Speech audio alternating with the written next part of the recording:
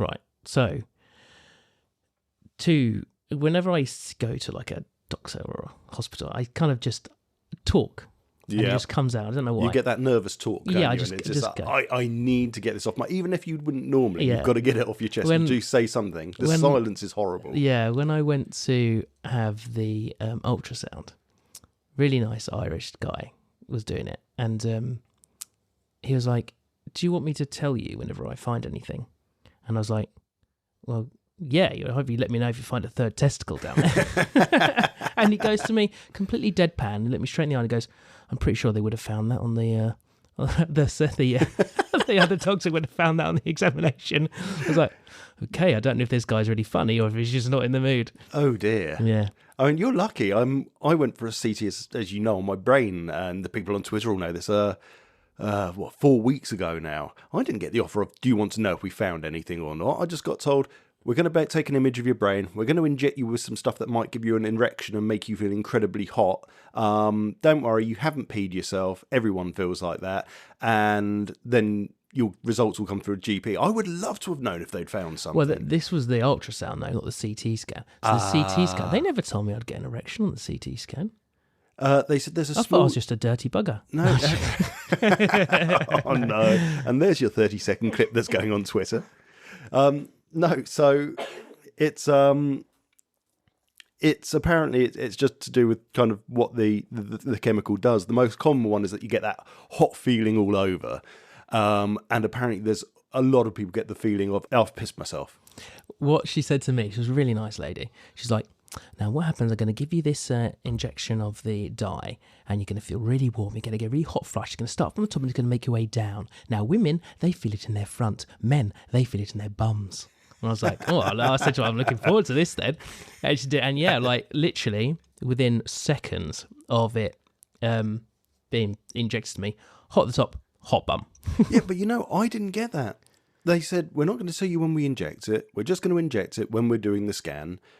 And I felt it inject, and I didn't get any of that. I didn't get the hot, warm, fuzzy feeling. I didn't get the you've weed yourself feeling. I was a little bit disappointed. Oh, no, yeah. Well, yeah, hot bum. Nurse gave me a hot bum. That was my note. Oh, I wish they told me that, because I didn't get told about hot bums either. Should we just get started? I think we should get started. Yeah.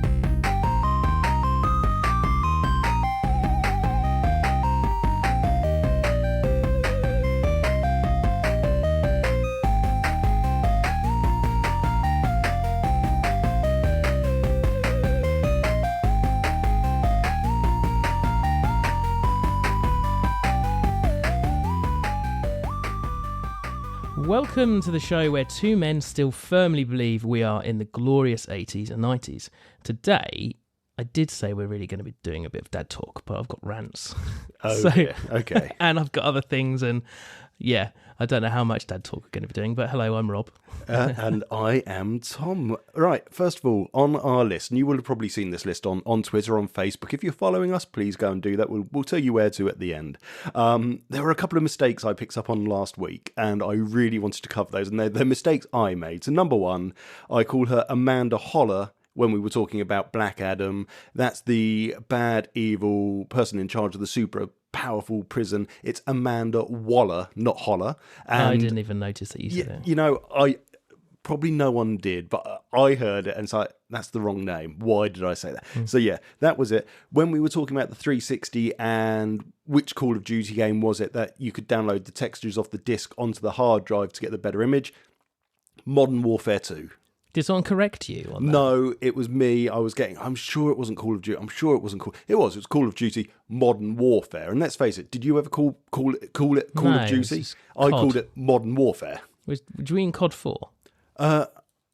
No, you know what? I don't know. That was Advanced Warfare. Oh, look, we're going to have corrections in corrections the on corrections, sections. But it was definitely Modern Warfare 2. But Right. I never called it COD Modern Warfare 2. It was just, to me, it was always Modern Warfare 2. Yeah. It was its own game, but that probably annoys people more. So, and the other one was a quick apology over Dilbert. Yes, absolutely, I love Dilbert and I love the old cartoons. Turns out Scott Adams is a little bit of a racist nowadays. Oh, is it been cancelled? Has Dilbert been cancelled?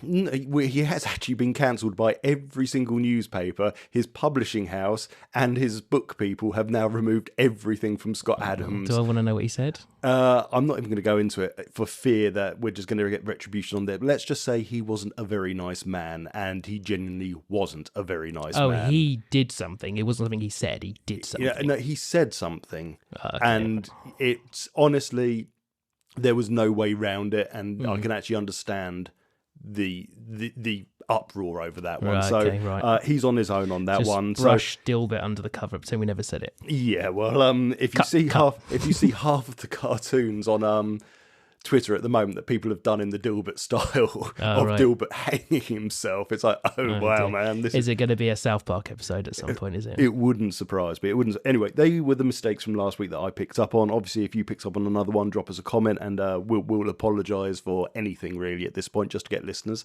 But I guess, Rob, you were in charge of this episode. We started it with a dad chat, and now you're telling me it's not quite a dad chat. So go on, tell me what's going on. It did start as a dad chat, but just things happen, don't they? And I need to vent somewhere. But I can get to my venting later. But I did want to say that one thing, because we did the Three Dads One Pod, we did quite a few episodes, so we might have covered some of this already. But one thing that I do want to talk about is why the bloody hell are they always sick? Oh, good God, yeah. They're constantly sick. Yeah. So I feel for you on this one. So T has... See, this is going to get confusing. I have a T, Rob has a T.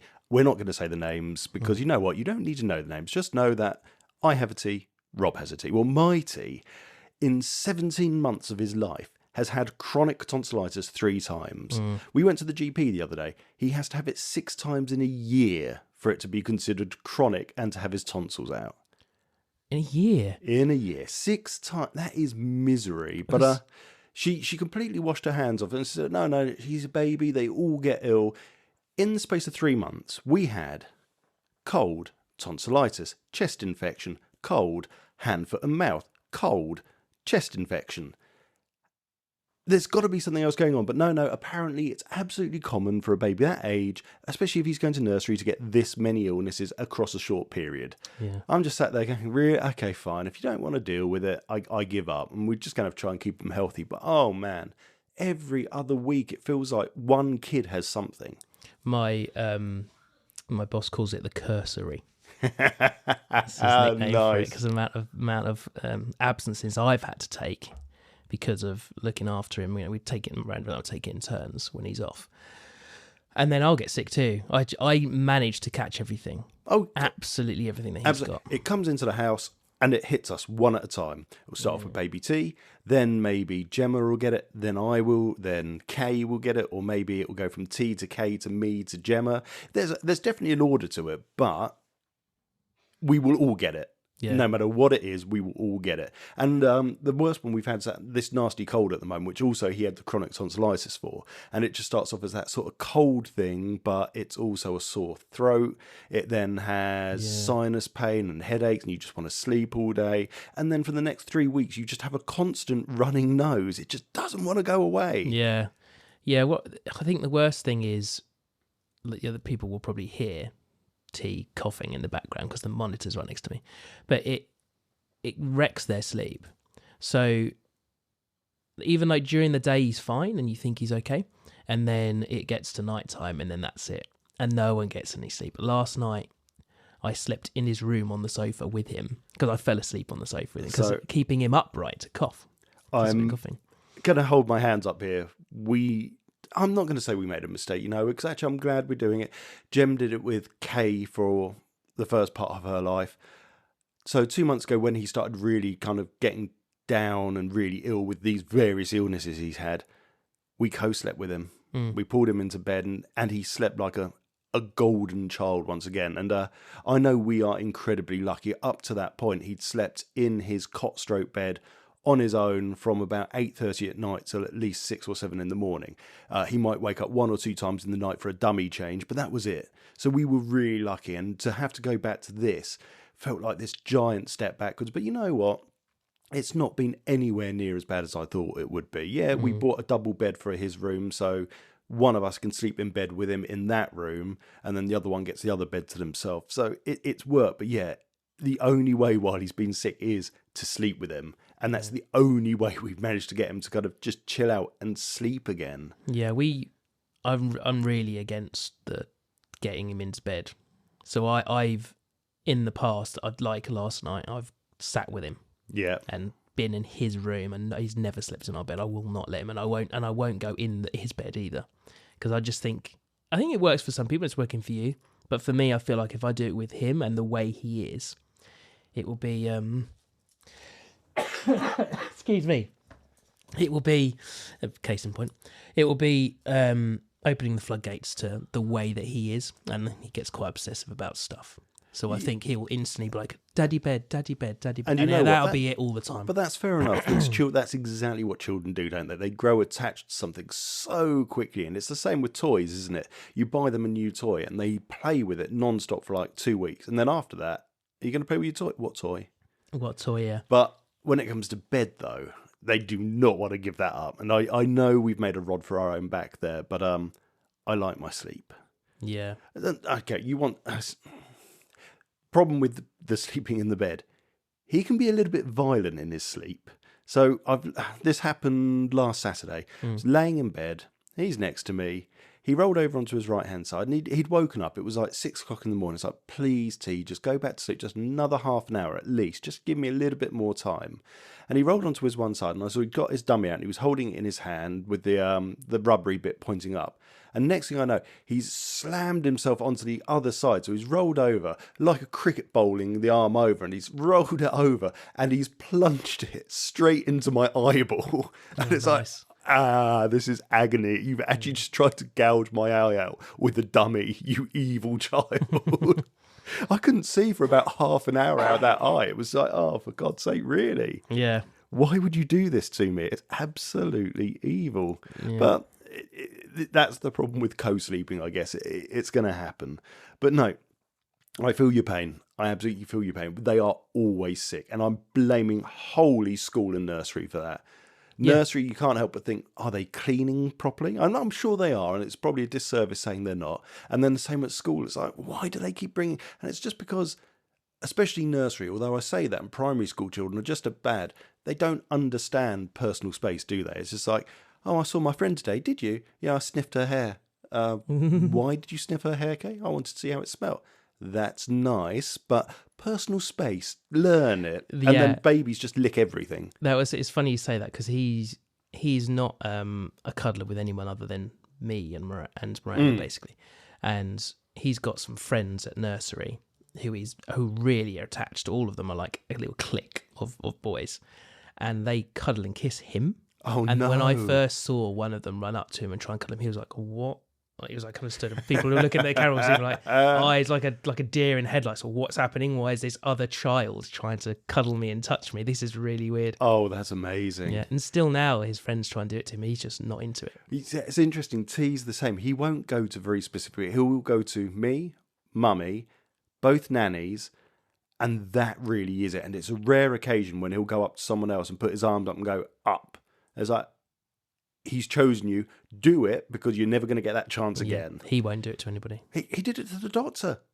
Oh, really? We let him running around the doctor's surgery yesterday, and he was having a whale of time. We got called in, put him down on the floor in the doctor's surgery, and he ran up to the doctor and put his arms up. He's like, this doesn't happen. Yeah. And she ignored it. I was just like, I know you probably have to, but come on. Yeah, we're at the stage where he will, on the way to Grandma and Granddad's, he'll start saying everyone's name. He'll say his cousin's name, auntie and uncle's names, and Grandma and Granddad's. And then when we get to the house, he goes, toy house, because it's the house with the toys in it. Nice. But as soon as he gets in, stopped, done. He won't engage with Grandma and Granddad in the same way as he's acting like he would. And just to highlight for everyone, Rob's house does have toys. He is not upsetting his child by not providing him toys. There are plenty of toys in this house. It is typical grandparent over-purchasing because it's a grandchild. There's just toys everywhere at grandparents' houses, aren't there? Your grandparents brought a sit-on train with track for them.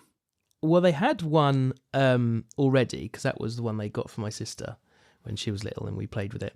And then, Dad went onto eBay and found someone. And just by chance, they lived over the road. No way. Us. Literally, I'm pointing for everyone who's listening. Over there, at the end of the road. And I went in the van, picked up 2 trains, so now there's 3. Awesome. And a whole load of track. Oh, The only that's problem very is cool. these new ones are a much smaller battery. Oh, so they don't last as long. No, and not as powerful. So obviously, me and my dad, we went and brought a massive battery, a much higher rated battery, and now it wheelies.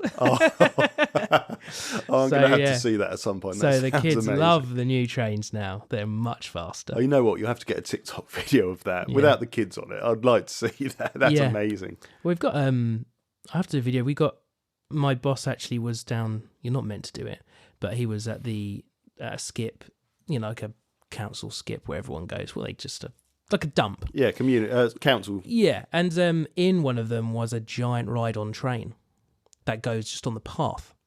And he was like, it looks totally fine. So he took it and gave it to me. And I kind of looked it over, opened it all up, and there's nothing wrong with it. Well, the battery was just dead battery. So I went and brought a new battery, plonked it in, and off it goes. So disappointing when people get rid of things and they aren't willing to try and fix it. So many of the things at my house I fixed by watching YouTube for half an hour, worked it out, or just tinkered with something until it works again. Yeah. I'm not saying go and do it with high voltage. Not a good idea. No. But, things like that, give it a try. Then, if you're going to take it to the dump anyway, give it a try. Or CRT televisions. Or don't do that to them, no. they explode. You need to know what you're doing with the CRT. They will explode. So another thing, actually, I wanted to say, I know that you really like Bluey. I do. I really like Bluey. T now quite likes Bluey. You've gone in and out of it. Good. And I've stolen something from it. Ooh. I've started naming games. Oh, okay. And that's really working. The most popular one is Mummy Chicken. And that is where Miranda has to chase him and me around whilst being a chicken. Oh, you And that's absolute legend. Mummy Chicken, yeah. And it's really opened up a lot of stuff. I've got some here. So Mummy Chicken is the main one. Gimme Gimme is another one. And that's where he will take something that's communal or yours, like normally my phone, and he'll go, gimme, gimme. And that means you've got to chase him for it. So you'll have to chase it, and he'll have like that kind of smile that kids have on their face. Yeah. And you'll have like holding it. Or literally you'll be there if you happen to have your phone in hand or anything, and he's in that kind of mood, he'll instantly come over and he'll kind of give you a funny little look and he'll go, gimme, gimme. And then he'll take it from you and then leg it. And then you've got to chase him around the house. So, talking of Bluey and chasing around the house, have you seen the episode Facey Time yet? Muffin steals doing the iPhone. The iPhone, I have seen that recently, actually. Just one of the best episodes ever. Yeah. It's like, kids, we shouldn't be listening to it. At least put it on mute. Yeah. I'm trying to find the episode where they dress up as old grannies and they're pretending to be on a bus. Oh, on the bus. All I can think of is when they go into the kitchen. Oh, I've slipped on my beans. The old granny episodes are the best episodes of Bluey. Oh, I am failing to find an episode of Bluey that hasn't worked for me yet. There's so many. They are all and good. some of them are really beautiful. The one where Bingo and Bluey go and share the bed with Bandit, and it's just, what is it? So it's hosts planets playing, and it's Bingo flying through space, and it ends up with Bingo in her own bed with her toy rabbit, and it's just the most beautiful episode because it's her flying through space and seeing all the planets and the sun, and it's genuinely just one of those. This shouldn't work as a kids' cartoon, but damn, does it work? Yeah, I don't know if I've seen that. I mean, he's watched every episode, but obviously we haven't. It's been kind of like one parent's there or whatever. So when we kind of go through the cycling, I'm like, oh, I haven't seen this one, and I'll sit down and I'll actually watch it with him and be interested in it.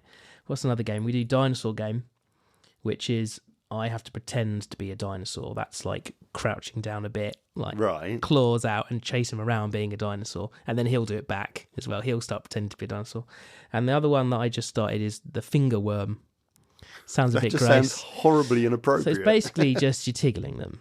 But he's so ticklish, you can just place a finger on his neck and he crumbles to the ground. And that's the finger worm. So you just go chasing him with one finger.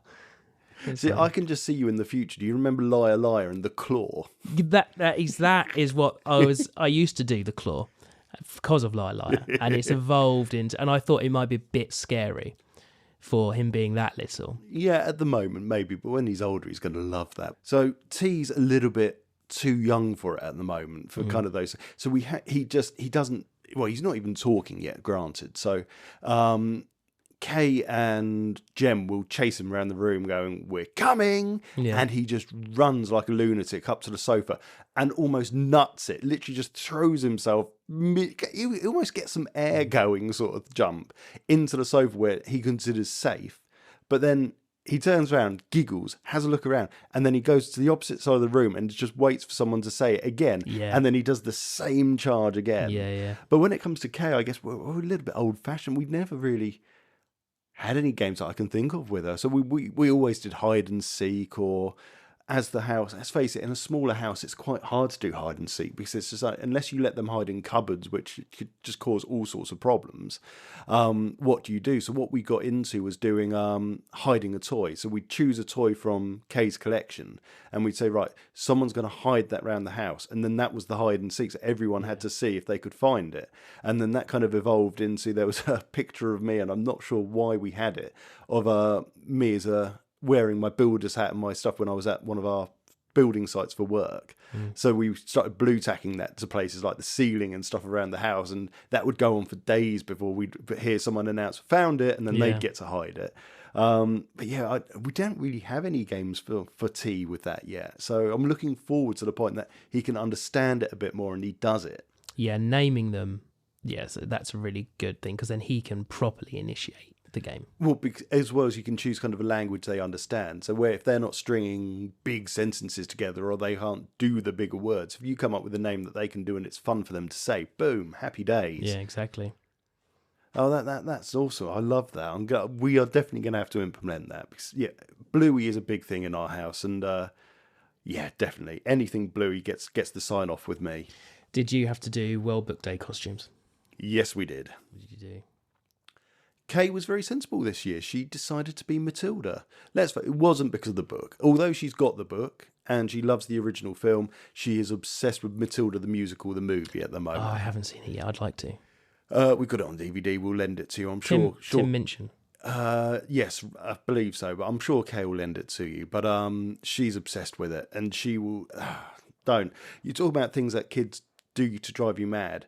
She will get hold of any song she really likes, but she will sing 4 lines of it, and that's all she will sing. She'll know the whole song, but she will sing 4 lines from the song ad nauseum, non-stop. Yeah, it's not many things that wind me up. That would wind me up. I'm not somebody who's got particularly good memory, but I've got a very good memory for song lyrics and tunes, and I remember them.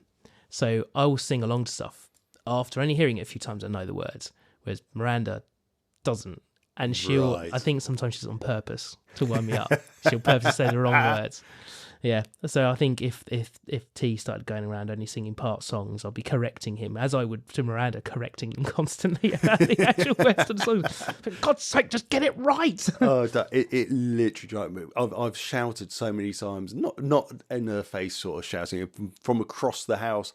Please sing the rest of the song or sing a different song. I do not want to hear "We Are Revolting Children" 300 times in a row. Yeah. I'm done with it now. Sing the whole song would be better than singing just that one bit over and over again. So for us, World Book Day. So they didn't really do it at the nursery for him last year, but this year, I mean, he's 2.5 now, so he was involved, and Miranda brought him a Peter Pan outfit. Okay. Very, very, in principle, very nice and cute. And we thought, we'll wash it the day before. Well, oh no, we totally forgot all about it. So it was sat in the wash all night. Oh, and then this morning, obviously, we were up at stupid o'clock. I think I was up at like 4, good old crack of 4:30 dawn, this morning. yeah. And it wasn't until 7 o'clock, bearing in mind we had to get him there at 8, we realised we hadn't put it in the dryer yet. So I was there with a hairdryer, blow drying this Peter Pan outfit, stressing out as she's upstairs getting ready, trying to organise him as well. Only to find out as soon as we go put it on, he lost his mind. He didn't want to be Peter Pan. He wanted to be Batman. that classic book character, Yeah.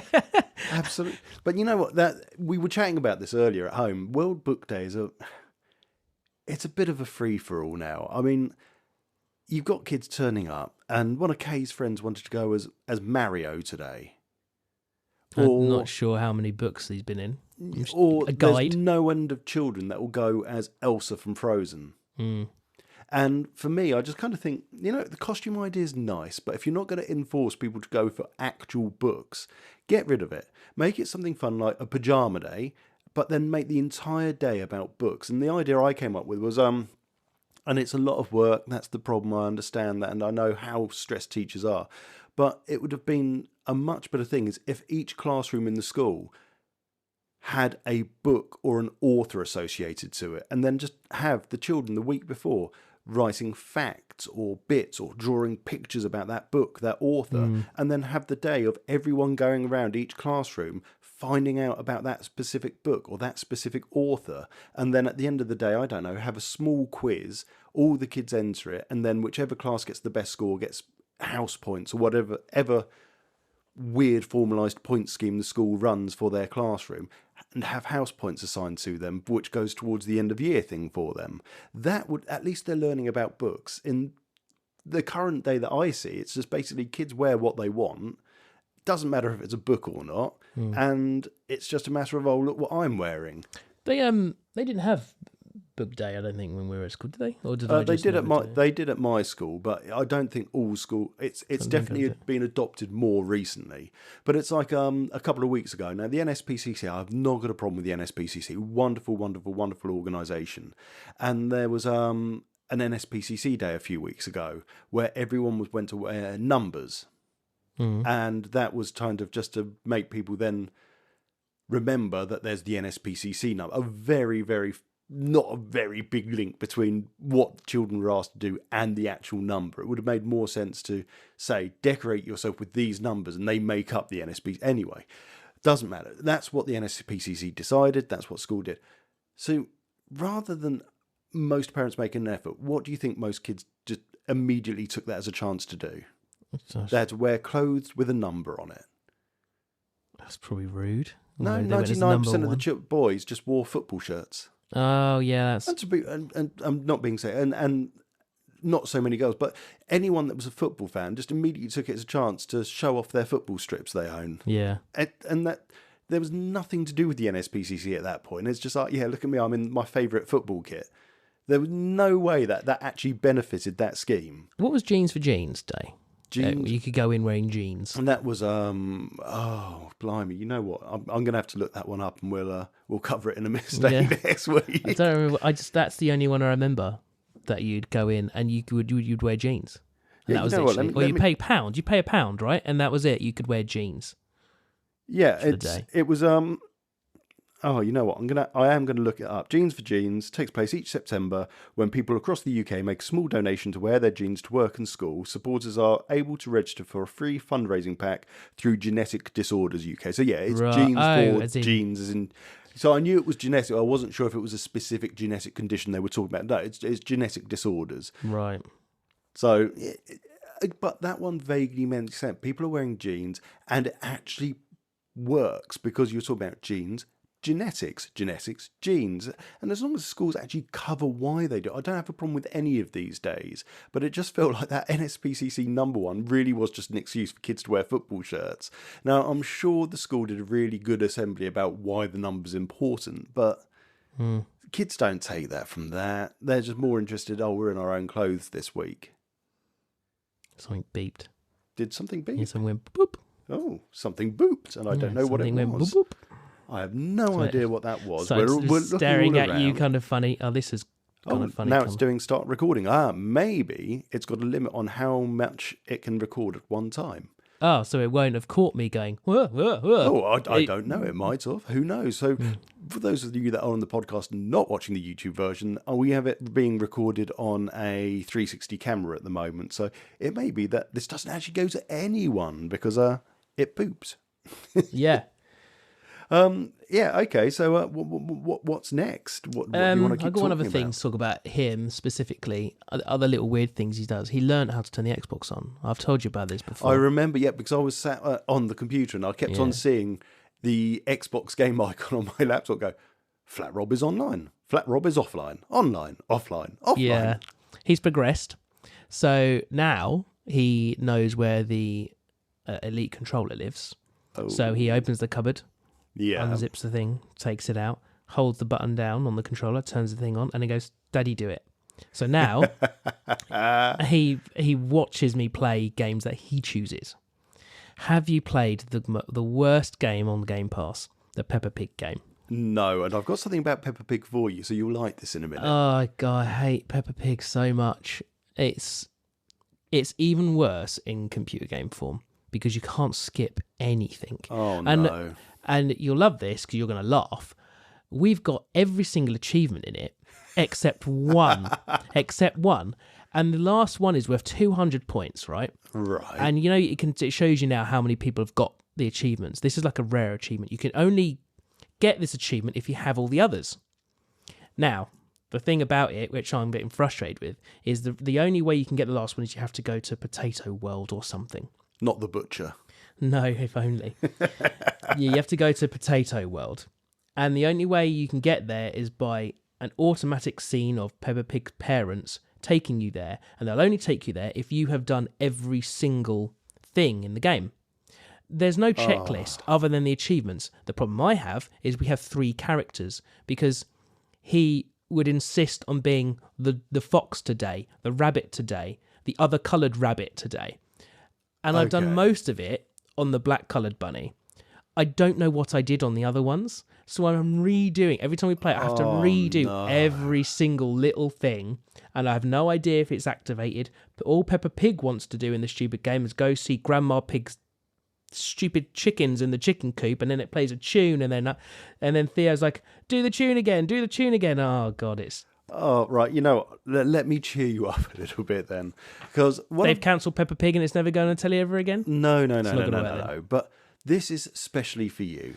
And this was my favourite thing and one of your favourite things. This is ChatGPT. Oh, yes. I was talking about that today with someone at work. So I asked it to give me an angry review for Rob to read about why he hates Peppa Pig.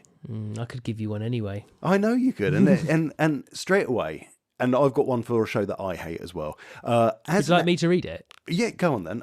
If it's me. Yeah, go on then. So the first bit isn't actually part of the thing. It just says, as an AI language model, I don't encourage or promote negative emotions. However, I can help you construct a response to explain why someone might not like it. Okay, Right. So you're that middle paragraph there. Okay, so this is me. I mean, the first bit instantly is true. I don't like Peppa Pig, and I don't understand why so many people do. It's just a boring show about a family of pigs doing mundane things. I'm going to the park or eating lunch. There's no real story or excitement to it. Plus, the animations look cheap and unappealing to me. The characters are annoying, and they have high-pitched voices that make my ears hurt. I'd rather watch something with more action and adventure, like superheroes or dinosaurs. Peppa Pig is just not my cup of tea, and I don't see why everyone else thinks it's so great. I mean, that's pretty close to what I would say about it. It's trash. I do absolutely love that. My favourite bit of that's got to be, it's just a boring show about a family of pigs doing mundane things. Yeah. It's just... The real issue with it is she is a little shit. Well, okay. Have you had to go through Bing yet? You've told me, well, Bing's horrible, and I don't let it on the television. Good, because I'm going to read you what ChatGPT told me to say about Bing, and every single bit of this I agree with. Yeah, go on. I don't like Bing, and I don't understand why children watch it all the time. It's just a show about a whiny bunny who complains and throws tantrums whenever things don't go his way. It's not entertaining or funny at all. The animation is simplistic, and the characters are unappealing. Bing's voice is so annoying, and he just repeats the same phrases over and over again. I'd rather watch something with more action and adventure like robots or monsters. Bing is just not my thing, and I can't stand it anymore. Yeah. It sounds like I'm about to go and shoot him with a shotgun by the end of it. Yeah, it's pretty rough. I mean, I've not seen it. We've got a toy that someone brought for us that is like a wooden train. I say us. For him, Yeah. like it was for we me expect as well. You to play this with is it a as joint well. Christmas present for you and T, and it's got Bing on it. So that's really the only kind of Bing thing we know. And he hasn't. No, I've never said that word around him. Well, you know what? What ChatGPT came up with is absolutely true about both those shows. But I mean, Bing. There's an episode called Mobile Phone where again, you don't understand the universe of Bing. He is a rabbit. He has a guardian who is about 4 times his size, as in smaller, and we don't know where his parents are. If he even had parents, was he genetically spawned? No one knows. And it's this entire city of these children being looked after by stuffed animals. It is creepy as fuck.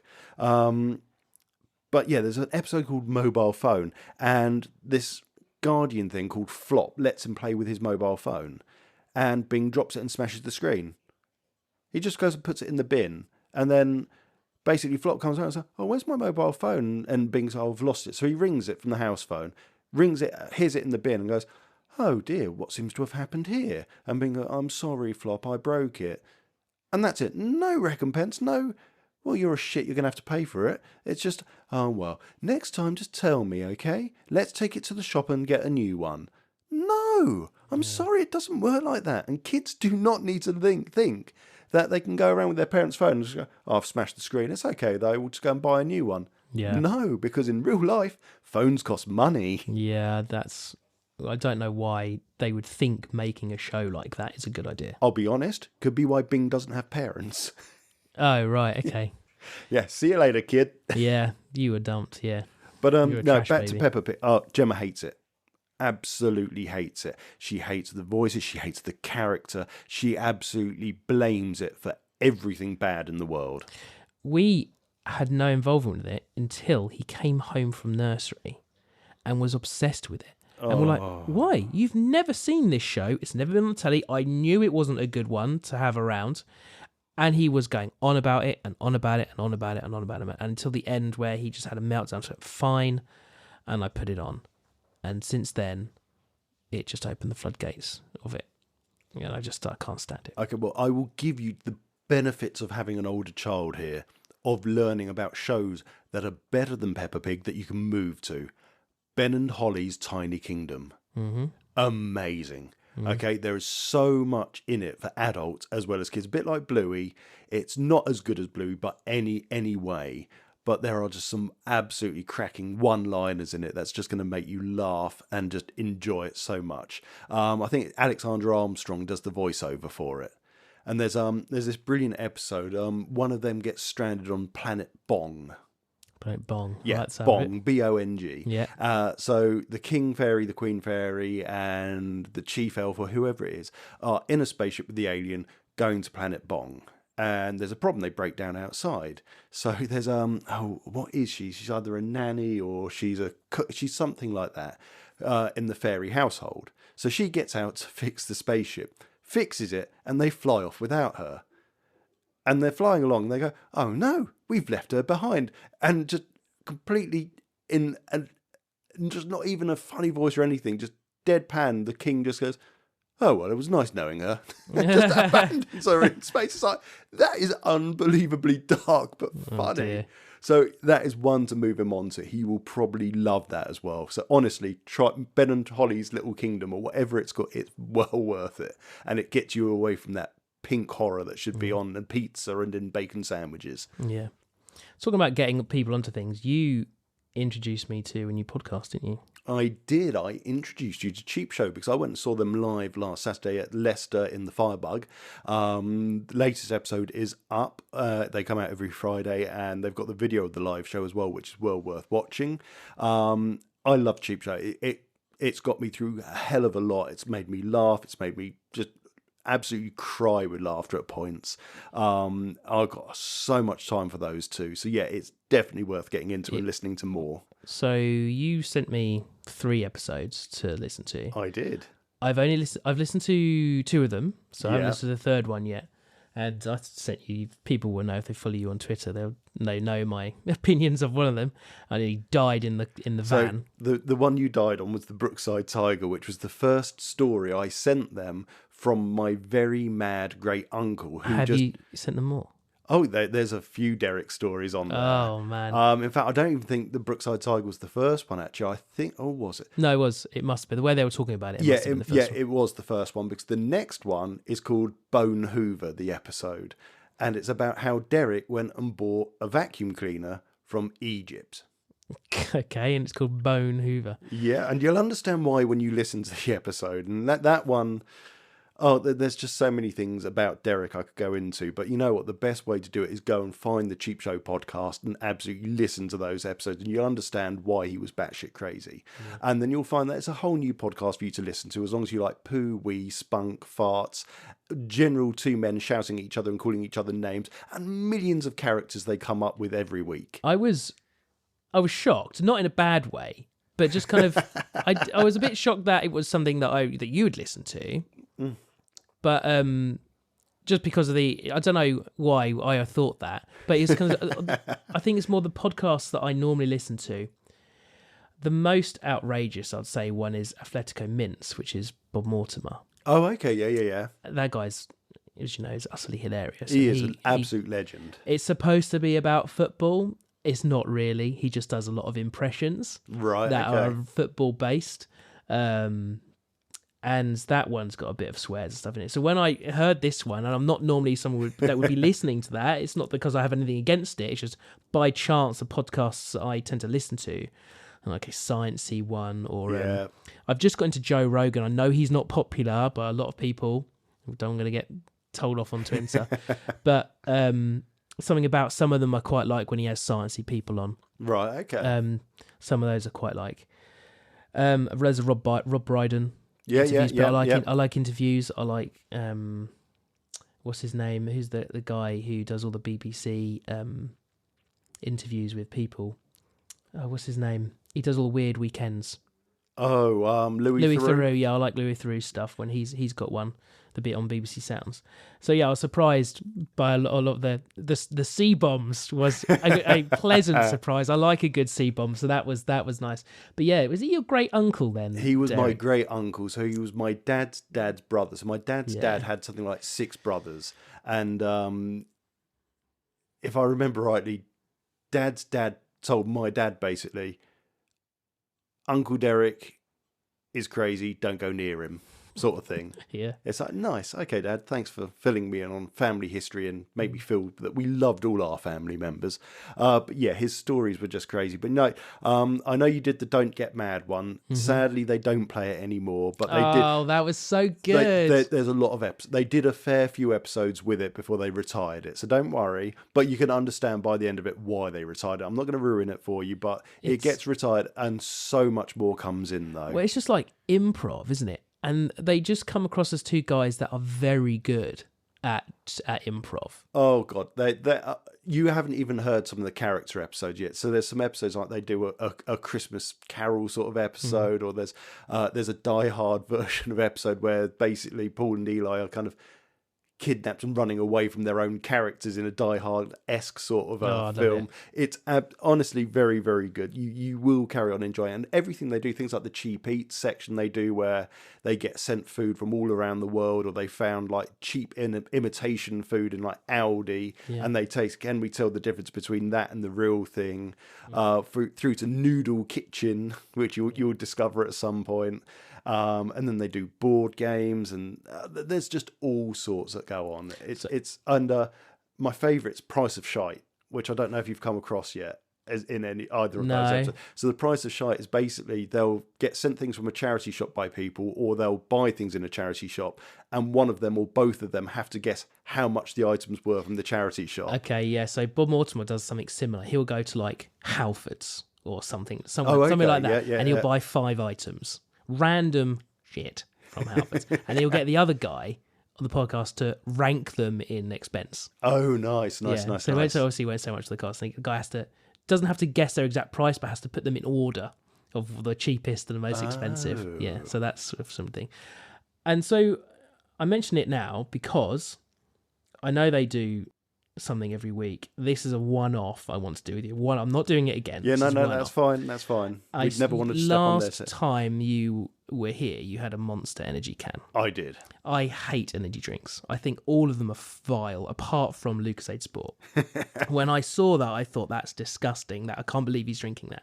So, when I went to Bath the other day, and I stopped at a service station, I sent you a photograph, which you could put on Twitter, a wall of energy drinks. I've You never did? seen so many energies in my life. Oh, wait. You need to come to my local newsagent then, because he has even more. Okay, so what I did, I said to you, I'm going to buy the most disgusting looking, cheapo, nasty one I could think of on the list, and I'm going to make you taste it and guess the flavour of it. Right. I do actually have two. I have like a store-owned brand one, but I don't need to worry about that one. It's No, okay. You can try that one if you want, but I'm going to open the can now. Yeah, We're both yeah. going to try it. I know I will hate it because I do not like. They're too sweet, all of them. So you need to close your eyes. No, fair got a enough. cool bag. He's even bought it in a cooler I bag, so I have. don't have to stop recording. This is amazing. No, I've got it already here. I'm just gonna. I'm just trying to think if I've got something to cover my eyes. I could do just an don't Eli look, 'cause esque I'm and gonna just pull my shirt over my head. But show this to the camera. yeah, so bear in mind, if we don't put the video up, very sorry, but we'll work out the camera at some point. Yeah, I'll send a photo or something. All right, and I've got my eyes closed, so I Wow, can't it's see a not thing. the colour I was expecting. That's not something I want to hear. Yeah, that's. Oh god, it looks disgusting. Okay, all right. Hang on. No, so bear in mind, have you ever watched Ashens on YouTube? Yes, I love Ashens. Yes. So you'll know that if you pour it out of a can and there aren't at least globules of floating things, at least it's going to be drinkable and not kill us. You can look now. I can look now, can I? Oh, wow. That looks like Red X. For those of you that drive, if anyone drives and they've ever bought Red X, that looks like Red X. The colour is going to massively shoot you off. Well, yeah, because straight away I'd be looking at it and I'd be maybe going for a watermelon. Actually, you know what? Re-looking at it, actually, no, it's not too bad. Yeah, so bottoms up. I know I'm going to hate it. It looks disgusting. It smells disgusting. Look, if we're doing it in the esque of Cheap Show, you need to do a huff first. You need to take a nice deep breath of it and tell me what it smells like. God. Well, I know the flavour. Oh, that's nasty. It smells... You know what? It smells like unset jelly. Unset raspberry jelly is what it smells like. It's kind of that jelly set, yeah, but I'm also kind of getting almost a tea. Can I say, actually, talking about huffing, I saw a TikTok today, and a really obnoxious wine connoisseur guy. What are they called? Wannoisseurs. Twats. Yeah, what he did, he put it to his ear. What? The person poured it in the glass, and he swashed it around, put it to his ear, and then put it back down and went, yeah, that's great. What are you doing? We've evolved to a world Everyone now. who's watching me now is like this. Yeah. Are you sure it wasn't a spoof? He's listening for the It's got C. to have been a spoof. No, it didn't look like a spoof. No, not like the other one I want to talk to you about, actually, which I'm convinced is a spoof. Oh, that's the one you sent earlier. Yeah, well, we'll talk about that in a moment. Yeah. Right. Final huff on this. It's not a pleasant smell to me. I'm sorry. It doesn't. There's something off about that. I know what you're saying about the jelly side of things. It makes me feel sick just even smelling it. I know what you're saying about the jelly side of things, but there's almost like a really terrible tea sort of smell coming off it as well to me. I don't know. It could be this cold sticking around, but No, oh well, like bottoms jelly. up. It smells like raspberry jelly. Oh my god, that's day nurse. It tastes like a really bad Vinto. Yes, I can see that. I see what you're saying with the Vimto side of things, but there's Okay, I've had 2 sips. I don't know anymore. there's an immediate medicinal taste to it. It's disgusting. I'm just going to go back and have another one. Where's my water?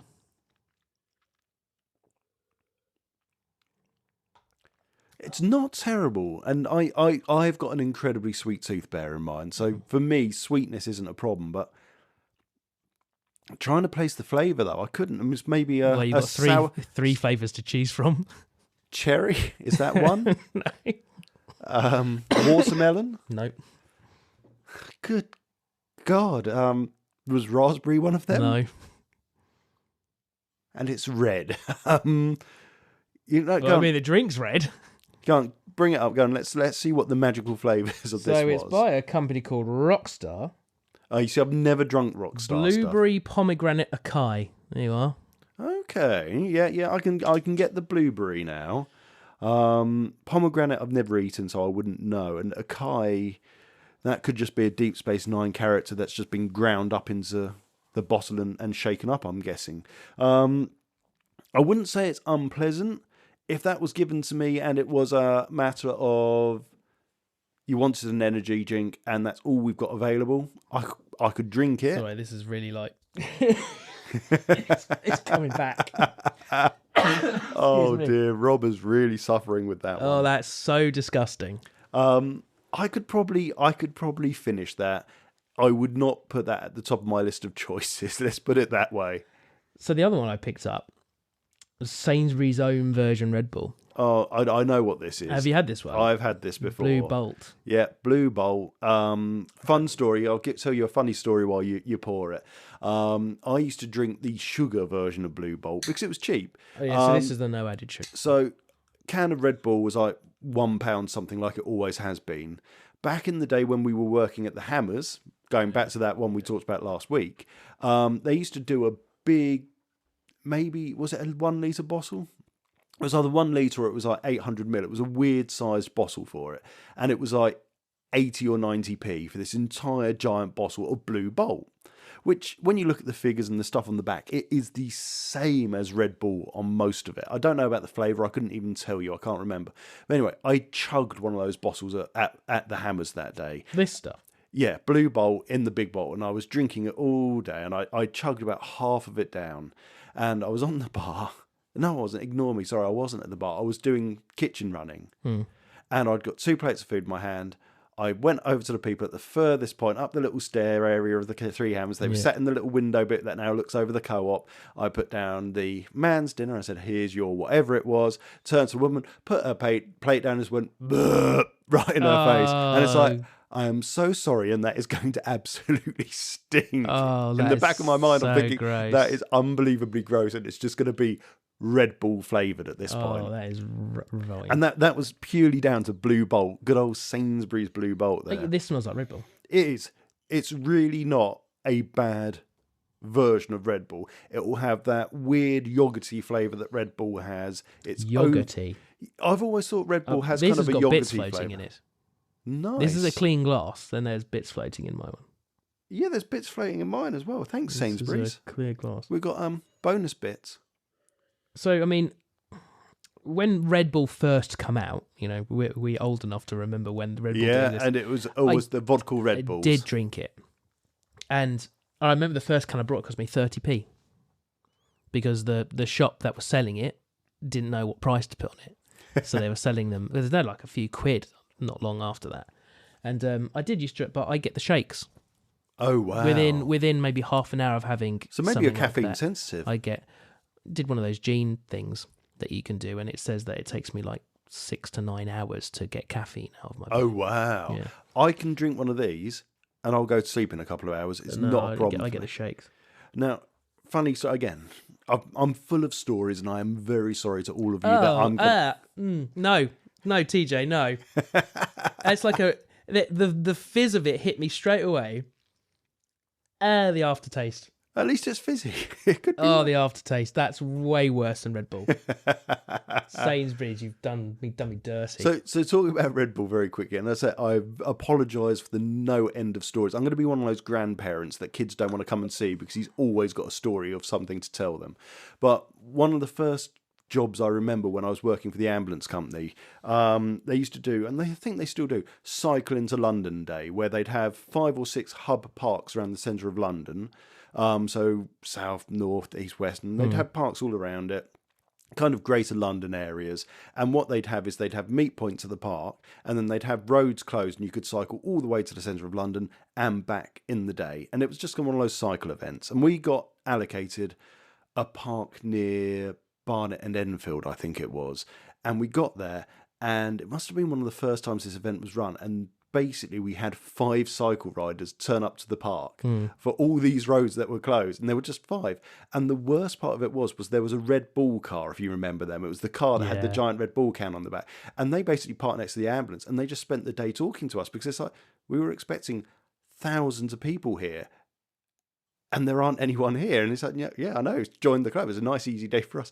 End of the day came, 5 cyclists came back and said goodbye. Yeah. And the Red Bull person was like, well, we've got all these crates of Red Bull and we've got to have got rid of them. So the back of our amps, we had 12 crates of Red Bull. So like 24 cans times 12 in the back of the ambulance. We just said, we've got to get rid of them. If They were- you want them, have them. They were giving them for free. Yeah, so we just Oh. got these 12 unopened crates of Red Bull in the back of the ambulance. So I want to rewind a bit to when I spoke about TikTok a second ago. Yeah, go There's for it. another go for it. TikTok. I don't remember if I sent it to you or not. And it was a woman talking about a kids that she looked after. And no, I might have sent it. I might have linked it to our TikTok page, but you can see. Obviously, it's not for everyone to see. But they were going on about how they can't get hold of people on their mobile phones, and what a really good idea it would be. Yes. Is as a family, if you had a family phone, and what's even better about that family phone is one number that everyone can access to, and it stays in the house. And what's even better about that is that this phone is like attached to the wall or a counter, so you can't walk off with it. And that was the problem for me when I was watching that. It's just like, to start with, it sounded really real, but now she's detailing it in such a way it couldn't be anything but a house phone. Now, everyone in the chat's going, dude, that's a landline. And she replies to one of them. I started digging deep into it. Right. Which is why I still think she's taking the mick, but she's so good at it, I couldn't tell. And then she's like, no. This isn't like what you have at work where you can call between one fixed phone to another phone. Because, you know, fixed phones can do that. You can call between. She's like, no, this is a phone that can dial in and out. Maybe it can connect to the Wi-Fi and use the internet to make calls. I'm like, oh, she's now talking about VoIP.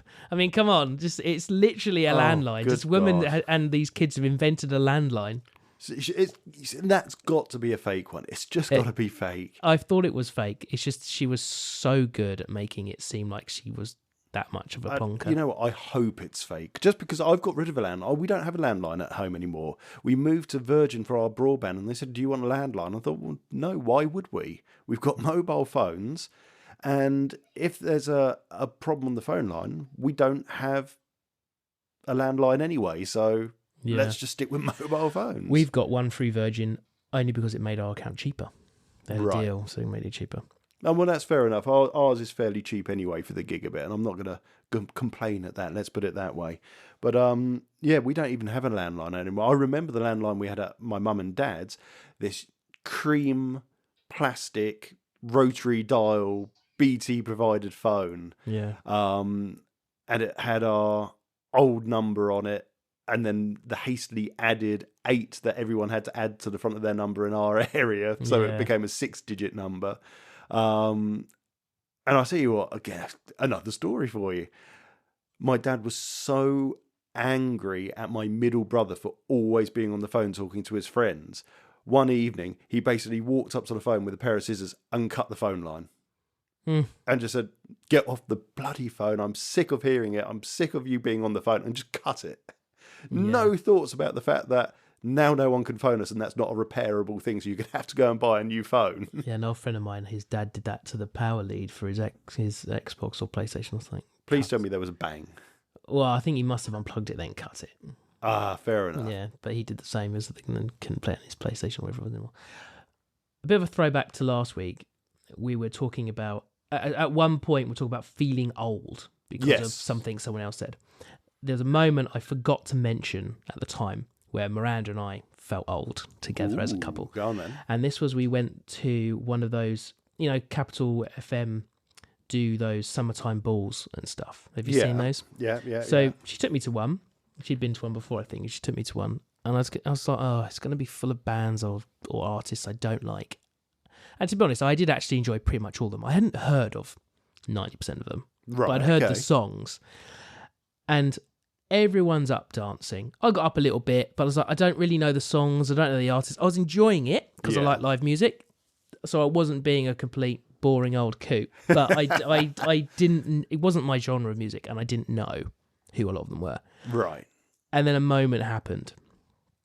There was a moment where one artist came on and then another artist came on. And it split the entire stadium audience in half. Ooh. All of a sudden, everyone under a certain age sat down and everyone over a certain age stood up. And it was Sean Paul come on. Oh, wow. And I don't class him as being like an old artist, but actually kind of probably is now, like, because all like Surely that was the early 2000s. Yeah, 'cause all the like 12 and 13-year-olds were like, who's this dude? He sits down, he comes on and he starts doing, what was it? Because Get Dirty was one that he did. That was when I was at college, so I would have been 18 when he did that.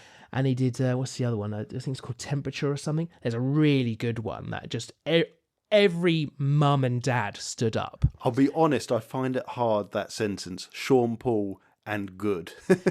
There's the thing is, I think he comes with a little bit of a caveat, doesn't he? There's certain things that, he was in a lot of stuff, a bit like Pitbull was in a lot of stuff. Yes. And you just think this is trash. Yes. But some of the stuff he did, I know you're not into that kind of music though at all. You're much more into kind of more bands, I think. Well, you say that, but well, that's what I think you are. Literally before we came over to do the recording, Jem had a friend over, and she said, "Oh, I watched a really good YouTube video the other day. 100 songs. Can you guess it from this 3 seconds of the song we play it? Can you get the artist?" I think I got about 70% of them right, and there was some really random ones. And it just shows how eclectic my music taste is, ranging from kind of 50s and 60s to soul to heavy metal to random pop culture stuff. So I'm proud to say I do listen to a whole host of random crap. And people will find out if they go to the website throughout March. Absolutely, because we are doing a 30-day song challenge in March, aren't we? Yeah, that's actually going to be good fun. I'm enjoying that because it is good to see your answers as well. Wait till you see my preteen one. It's embarrassing. I had to go... I'm not going to say what it is because I want you to see it when it comes on. I had to go with what I liked when I was a preteen. Not if I go back and look at the time songs come out. Yeah. Because I'll mention one of them. So It Smells Like Teen Spirit come out in the 90s, my pre-teens. I like that now. I did not like it then. No. So I can't put that. So that's an I put my answer down what I would have liked at the time, and it's embarrassing, but it's there for the world to see. The other thing I would say about that Summertime Ball, the other artist was Craig David. And I've got to say, whether you like him or not, he is so amazing live. He sounds exactly live as he does recorded on his records. There is no difference. And there's not many people that could do that. Whether you like him or not, he is actually a very talented artist. Yeah. All I can ever think of is, ooh, what's your flavour? And me shouting smoky bacon and upsetting anyone that likes the song, really. just because I'm an arsehole, to be honest. We have broken the 1 hour barrier as always, but it doesn't matter. We can still keep going. I've just got one more rant, my last rant to do. Go on then. One more rant then. I went to town yesterday and I did my normal route. I go to all of the charity shops. I like looking at all the toys, and I do my kind of little scout for what retro stuff's been put in. Yeah. And I made the mistake of going into CEX. Oh dear. I like going in CX because it's almost like you can just see a library of reminders of the things that you want, and you don't actually buy it unless you see one that you just think, well, that's really cheap. But I like to see all of the stuff that they've got and be like, okay, yeah, I'm going to add that to my list because I'm going to look on eBay or keep an eye out for that. That's thanks for the reminder. Because I think they're quite predatory in how much they will take money, like, no, they'll give you like a £5 and then sell it for 35 They quid. will look at the eBay pricing and one up it. Yeah, and it's a bit rough. But what they've done is they've completely removed all of their original Xbox's games. They've completely gone. They had like 4. They used to have a massive show of them. There's more at the just taken them all gone. And then PS2 games, they've got barely any now. Oh, that's so disappointing, because that was an easy way to pick up 10 games for a tenner. Yeah. Pound. Let's give them a try. Yeah. And that's my little bit of a rant for that. Oh, I just that's disappointing. Arses, just removing it.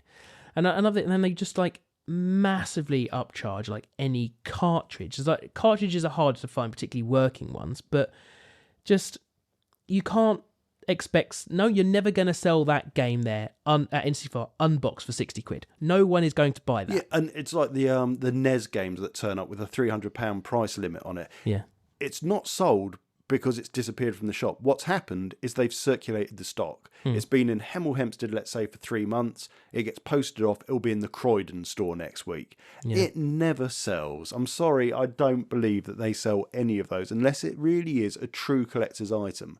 Yeah. And even then, I think a lot of people refuse to go to CEX now. There was a huge issue with them a few years back, which they still do, where they put a stupid price on, let's say, a PS2 game that you can't get hold of, and you open it up and you find out that the cover is some cheap, dodgy inkjet print they've done because it didn't come with the cover, but they're still charging as if it's the entirety of the original game. Yeah. They've got an original box of Hero Quest there. Okay, yeah. Selling for £250. They want for it. No. Been opened and used. I was looking at it. I sent a photograph. I don't know if I put it into our chat or if I just sent it to Dan. But a guy come up to me while I was taking the photo, and he was like, "Oh, I've got 2 of those." And I was like, 2 of what? And he goes, "A Hero Quest. I've got one that I use and one I've still got sealed."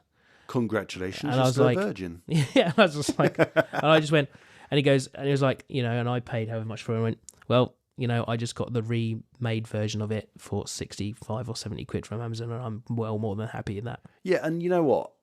Putting that joke aside, I loved playing it. I absolutely loved playing it. That was such a good game we had that night. I've ordered my own random configured hero from a Hero Forge, which will turn up at some point in the next couple of weeks.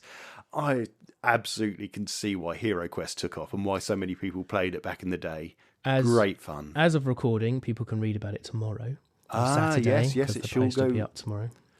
So yeah, absolutely go and check that post out. But just, I guess really it didn't turn into a dad chat episode then. It started a dad chat, and then too many things happened throughout the day and Well, the fortnight since we last recorded. That is absolutely, that's what happens.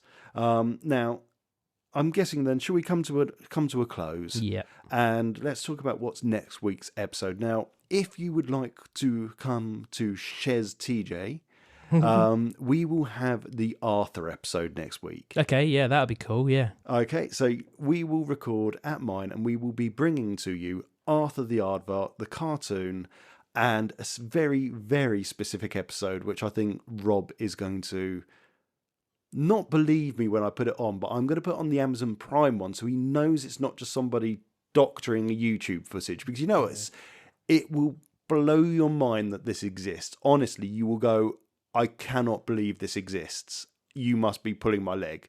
It does. That's what we're doing next week. So you know what, Rob, it was your episode idea, so I'm going to let you read us out of here. Head over. Go on, off you go.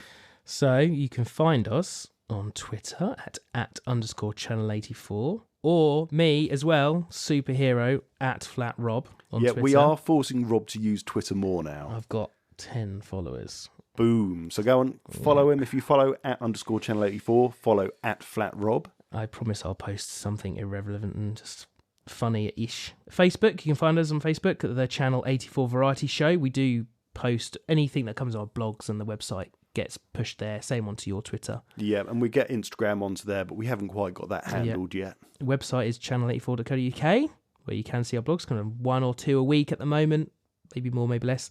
Email us, it'd be great to hear from you, podcasts@channel84.co.uk.